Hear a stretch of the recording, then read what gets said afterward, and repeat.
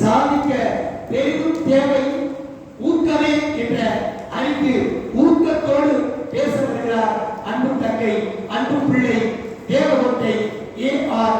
ஜெயஸ்ரீ மீனாட்சி. உங்கள் கைத்தட்டலோடு மீனாட்சி துணை இருந்தார். மீனாட்சி மனநிறைவோடு மகிழ்ச்சியோடு அரங்கில் பேசு.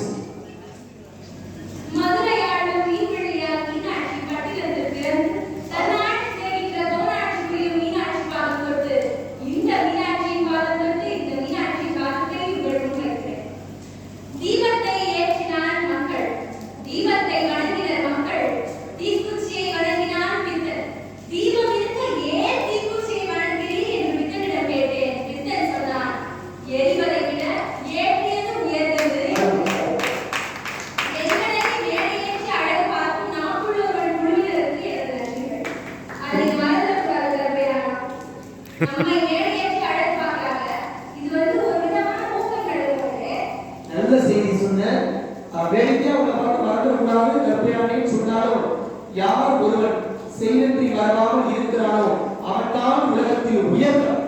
தாரப்புலிக்கும் மான்கொம்பு விடுதிக்கு என்ன சம்பந்தம்? தாரப்புலிக்கும் குப்புச்சாப்பு நாய்க்கு என்ன சம்பந்தம்? ஆனால் கேரளாவில் துணி வியாபாரம் செய்கிற போது பலர் அழகப்பருக்கு உதவியவர்கள் பெயர்களை எல்லாம் குப்புச்சாமி மான்கொம்பு என்று காரைக்குடியில் இருக்கிற விடுதிக்கு பெயர் வைத்த செய்நன்றி வரலாறு மாமனிதர் கல்வி புலைஞர் அழகப்ப செட்டியார் என்பதை இங்கே நான் நினைவுபடுத்துகிறேன்.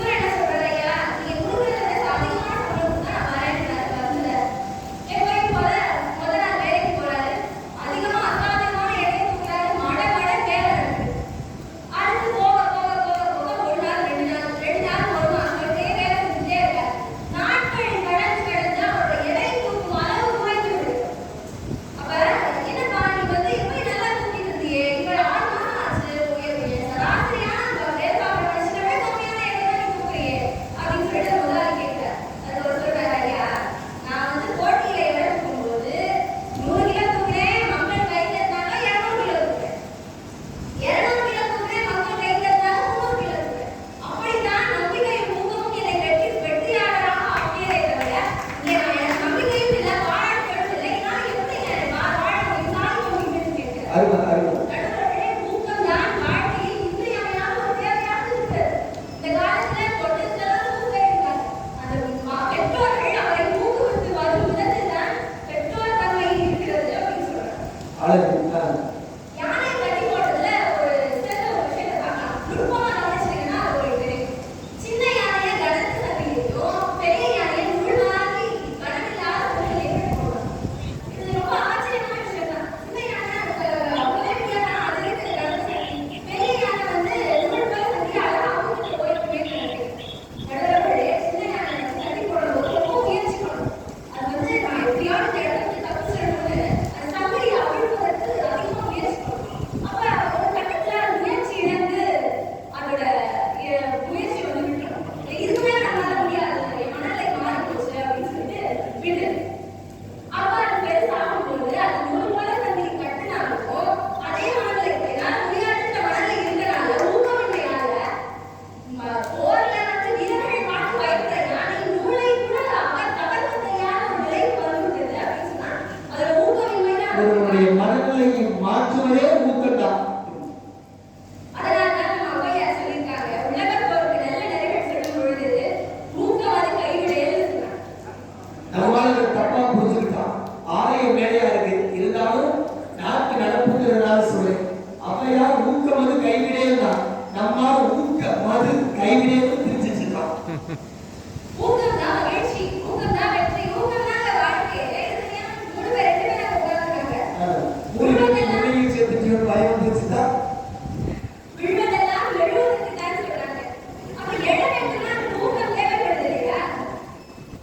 அழுவதற்கல்ல இந்த வாழ்க்கை, ஒன்றை இழந்து விட்டோம் என்று அழுவதற்கல்ல இந்த வாழ்க்கை, இழந்ததை மீண்டும் மீண்டும் அடைவதற்கு தான் இந்த வாழ்க்கை நடுவர்களே. இந்த வாழ்க்கை இந்த உலகத்துக்கு நம்ம வரும்பொழுது எதையுமே கொண்டு வரல. நம்ம தூக்கிட்டு போகும் எந்த ரைட்ஸும் கிடையாது. இழப்பதற்கு கையில் எதுவும் இல்லை. இழந்து விட்டோம் என்று நாம் ஏதுகிறோமோ அன்றுதான் நாம் தோல்வியை தழுவுகிறோம் நடுவர்களே. அன்பு உள்ளங்களே, ஒன்றை புரிந்து கொள்ளுங்கள். இழப்பதற்கு எதுவும் கிடையாது. காரணம் உள்ளதம்ன்றது தான் எல்லாமே. அந்த மனதில் வரணும்னா ஊக்கம் வந்து அவசியமான ஒன்றுதான். ஊக்கம் இல்லைன்னா மோகன்தாஸ் கரம்சந்த் காந்தி என்ற மனிதர் இந்தியாவின் தேசப்பிதாவாக மாறி இருக்க முடியாது. அது மாதிரி பகத்சிங் வீர இளைஞராக மாறி இருக்க முடியாது. போராடுகிற குணம் இல்லாமல் சுப்பிரமணியன் பாரதியாக மாறி இருக்க முடியாது. கார்ல் மார்க்ஸ் உலகத்திற்கு கம்யூனிஸ்ட் தத்துவத்தை கொடுத்திருக்க முடியாது. ஏன்னா ஊக்கம் இல்லைன்னா எதுவுமே முடியாது. 14 வயதுல போராட்டத்துல ஈடுபடலைன்னா நீங்க முத்தமிழ் அறிஞர் அரசியலுக்கு வந்திருக்க முடியாது. இந்த இங்கிலாந்துக்கும் பிரான்சுக்கும் இடையில சுயஸ் கால்வாயை வீரசிம்மன் 11 மணி நேரத்தில் கடந்திருக்க முடியாது. எதுவுமே ஊக்கம் இல்லைன்னா இது சாத்தியமில்லை. ஊக்கம் தான் அருள். இந்த வாழ்க்கையின் தத்துவமே அதுதான் நடுவர்களே. யார் நம்பவில்லை நானும் வாங்கிச்சுன்னு பாடணும். அடுத்ததுல நானும் இதை வாங்கினாலும் பாடணும். ஆமா. அடுத்ததுல நானும் இதை வாங்கி சேர்ந்து நானும் தான் வாங்கினா அதுவே தப்பு சொல்லக்கூடாது. நம்மளே தப்பு. கம்பேரிசனே கூடாது. ஒரு ஆணுக்கு தோள் கொடுக்க தோழனும், ஒரு பெண்ணுக்கு தோள் வாய தோழியும் இருந்தா போதுங்க. எப்படிப்பட்ட கஷ்டமா கடந்து வந்துடலாம். நட்புங்கிற ஊக்கத்துக்கு இணைய உலகத்துல இருக்காப்பா. பேசுறது எப்படியா? கருப்பையா பதில் சொல்ல வேண்டியது ஒரு பொறுப்பையா. அப்துல் கலாம் ஐயா என்ன சொல்லிருக்காரு? சமுதாயத்தின் உயர்வுக்கு உயர்ந்த 3 பேர் தான் காரணம். யார் யாரு? தாய், தந்தை, ஆசிரியர். ஒரு குழந்தையை உருவாக்குற இடத்துல அவங்க இருக்காங்க. அப்ப அவர்கள் சரியா வழிநடத்தினா மட்டும்தான், ஊக்குவிச்சா மட்டும்தான் அந்த வாழ்க்கையை அந்த குழந்தை சரியா லீட் பண்ண முடியும். சரிங்க, இவங்க 2 பேருக்கும் தனித்திறமை அதிகமா இருக்கு. ஆனா அதை கொண்டு வரதுக்கு நமக்குள்ள ஓட அப்படிங்கிற குழுவினர் தேவைப்பட்டாங்க. கைத்தட்டல்கள் தேவைப்பட்டது. நடுவரையா தேவைப்பட்டார். நண்பர்கள் தேவைப்பட்டார்கள் சொன்னா ஊக்கம் இல்லாம தனித்திறமை இருந்து வீட்டுக்குள்ளே பேசிட்டு வந்தீங்க. வீட்டுக்குள்ளே பேசுறது வேற வேற தம்பி. பிரக்ஞானந்தா இன்னைக்கு வந்து சமூக தளத்தையே ஆட்சி படைத்து கொண்டிருக்கிறார். அதுக்கு காரணம் தூக்கிச்சில தூக்கிட்டு அவங்க அம்மா ஒவ்வொரு செப்போட்டுக்கு போவாங்க நடுவர்களே. தாய்க்கு அந்த ஊக்கத்தால அவங்களும் உங்க அக்காவும் இன்னைக்கு கிராண்ட் மாஸ்டராக உயர்ந்திருக்கிறார்கள். அண்மை செய்தி உலக தலைவரசிய முதல்ல இருக்கக்கூடிய அந்த கால்சனை வெற்றி பெற்று என்னுடைய பிரக்ஞானந்தா கொடி நாட்டி இருக்கிறார் என்பது எவ்வளவு பெரிய பெருமை. இந்த இடத்துல நிஜமா சொல்றேன், எனக்கு பிரக்ஞானந்தா தெரியவில்லை, அவர் தாயினுடைய முகம்தான் தெரிகிறது. என்ன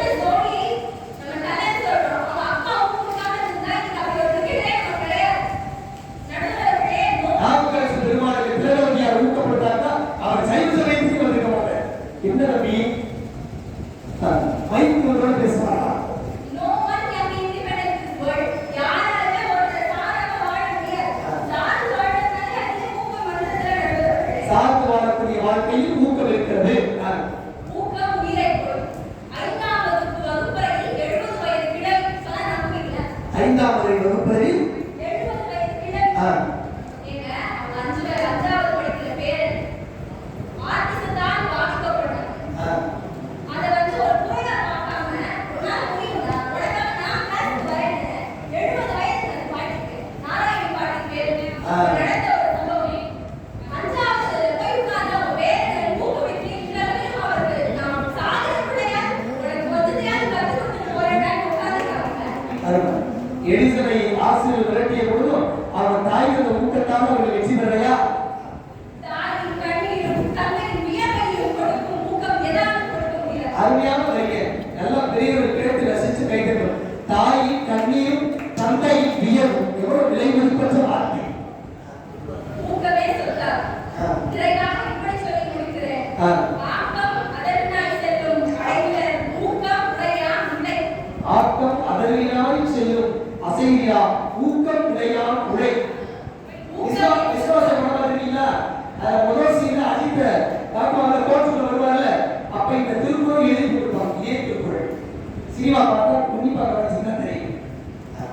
நீங்க நம்ம ஐயா வந்து இந்த மாதிரி நடுவுல பேசுறேன் நடுவுல திக்கிற கலந்து கூட பேசி இன்ட்ரோ கொடுத்து ஊக்குவிக்கிற மாதிரிதான் நம்ம ஐயா வணங்குறோம். ஐயா வணக்கம். எல்லாரும் எங்களுக்காக கை கட்டி ஊக்கப்படுத்தீங்கன்னா நான் ஊக்கத்தையே திரும்ப சொல்லிடுவேன். எல்லாம் கை கட்டலாம் மகிழ்ச்சியா. ஒரு இவ்வளவு க்ளோஸ் ஆடியன்ஸோட ஒரு விழா அமைகிறது கூட இளைஞர்களுக்கு என்று நான் நம்புகிறேன். ஐயா வந்து ஏற்கனவே ஊக்கப்படுறாங்க. ஐயா ஊக்கத்தான முதல்ல பேச சொல்லிட்டாரு. என்ன இங்க வந்தறேன். பரவாயில்லை. இவ சொல்ற கணக்கு நான் இன்னொரு தடவை சொல்றேன். கிளாஸ்க்கு யாரு ஃபர்ஸ்ட் வரானோ அவன் தான் ஃபர்ஸ்டா இருக்கா. கிளாஸ்ல யாரு ஃபர்ஸ்ட் மார்க் எடுக்கறானோ அவன் தான் ஃபர்ஸ்ட். நான் வந்து பேசறோட நான் டோட்டலா கூட்டுவேன். இந்த கணக்குல நீங்க ஹெல்ப் பண்ணுங்க. ஊக்கமே சொல்லாகும். அது இல்லாதவற்றை இருப்பினும் சொத்துடையார் ஆவார். வாய்ப்படைத்தவரை நன்றி பாராட்டுகிறேன். அழகாக நேர்த்தியாக புதிய புதிய செய்திகள். இந்த குழந்தைகள் மேலே ஏறி பேசுகிறார்கள் என்பதும் அந்த தலைப்பு குறித்து கொஞ்சம் தேடுகிறார்கள் என்பதும் மிகப்பெரிய வெற்றிங்க. அந்த அளவில் தேவனுடைய தேசிய மீனாட்சி வழக்கம் போல ஓப்பனிங் பேட்ச் முன்னதாக இறங்கி சாதித்து செஞ்சு அடிச்சிருக்கார். நீ டபுள் செஞ்சு அடிக்கலாம். அந்த வாய்ப்பு இருக்கு. திருவிழா அடிப்பானா அவளை அழகாக பேசிய அன்பு பிள்ளையை பாராட்டி ரொம்ப அழகான நான் கூட இவ்வளவு நுணுக்கமா யானையை பார்த்தது ஒருவேளை குள்ள பிடிக்கும் போது யானையை பார்த்தது பேசப்பட்டு மாட்டேன். சின்ன யானைக்கு குட்டி யானைக்கு நம்ம தான் பார்த்தோம். ஒரே யானை ஒண்ணு பெரிய பார்த்துருக்கீங்க. பார்த்தது போல நம்ம பார்த்த யானை குட்டி யானை. ஆனால் ரொம்ப அழகா சொன்னாங்க. குட்டி யானைய சங்கிலியால கட்டுவாராம், பெரிய யானைய கை நூலால கட்டுவாராம். லாஜிக்கா யோசிச்சா பெரிய யானையில சங்கிலி, சின்ன யானைக்கு என்னடே சேரலே நூலே கட்டணும். எவ்வளவு நூலிலேயும் பேசலாம். அழகான கண்டுபிடிப்பா நடக்க சொல்லி சின்ன யானை தப்பித்துக் கொள்ள முயற்சி பண்ணிட்டே இருக்கணும். அதுவே பெரிய யானையானோட நம்ம தான் பல தடவை முயற்சி பண்ணி தப்பிக்கவே முடியலையே. இதுதான் நம்ம நிலைமை. சாதிக்க துணிக்கிற பலர் இதுதான் நம் நிலைமை என்று நிறுத்தி விடுவார்கள். ஊக்கப்படுத்துகிறவர்கள் இருக்கிறவர்களால் அவர்களால் உயர்வை அடைய முடியும் என்ற ஒரு தத்துவத்தை யானையை கொண்டு விளக்கி இருக்கிறார்கள். பாராட்டுக்குரிய ஒரு ஆழமான தேடி இருக்கிறார். அந்த செய்தி நிறைய சொல்ல அருளோட்ட கொண்டது குறைவா இருக்கும் பார்க்கலாம், நிறைவா இருக்கும் பார்க்கலாம். வாழ்க்கையில நிறைய இருக்கிறத பாருங்க, ஏன் குறைச்சிருக்கிறதை பாக்குறீங்க. கண்ணதாசன் தான் இன்னும் துணை பெறாரு. உலகம் கீழே உள்ளவர் கோடி நினைத்து பார்த்து நிம்மதி தேடு. இந்த பாட்டை என் வாழ்க்கையிலே மறக்க மாட்டேன். ஏன் தெரியுமா? என் பயணம் எதிர்பார்த்த பாட்டு.